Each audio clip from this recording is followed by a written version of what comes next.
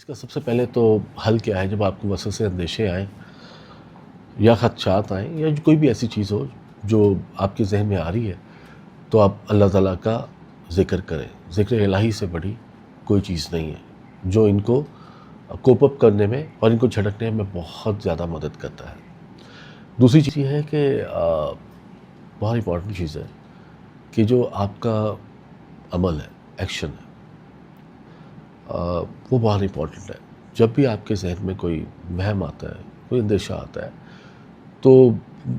اس سے نمٹنے کا، لڑنے کا سب سے اچھا طریقہ یہ ہے کہ آپ وہی ایکشن کریں جا کے جس پہ آپ کو گھبراہٹ ہو رہی ہے۔ کہتے ہیں نا کہ جی اپنے فیئرس سے آپ کو لڑنے کا سب سے آسان طریقہ ہے کہ آپ وہ کریں، کیونکہ اندیشے، وسوسے، یہ تو آپ کے دماغ کی وہ چیز ہے، اس کا ریالٹی سے تو کوئی تعلق نہیں ہے۔ تو اس لیے جب آپ ایکشن کرتے ہیں تو آپ اس کو بریک کر دیتے ہیں۔ اور دوسری چیز یہ ہے کہ یہ جتنی بھی چیزیں ہمارے ذہنوں میں ہوتی ہیں، اگر ہمارے دلوں میں، ہمارے ذہنوں میں ہم اللہ تعالیٰ پہ بھروسے کو بہت زیادہ بڑھا لیں، جو کہ ہم سب کو ہوتا ہے، لیکن اس کو اتنا بڑھا لیں، کیونکہ جتنا بھروسہ بڑھتا جائے گا، جتنا ہم اللہ تعالیٰ پہ بھروسہ رکھیں گے کہ اللہ تعالیٰ میرے لیے سب سے اچھا ہی کریں گے، انہوں نے میرے لیے سب سے اچھا ہی کرتے آئے ہیں اور ہمیشہ سب سے اچھا کریں گے،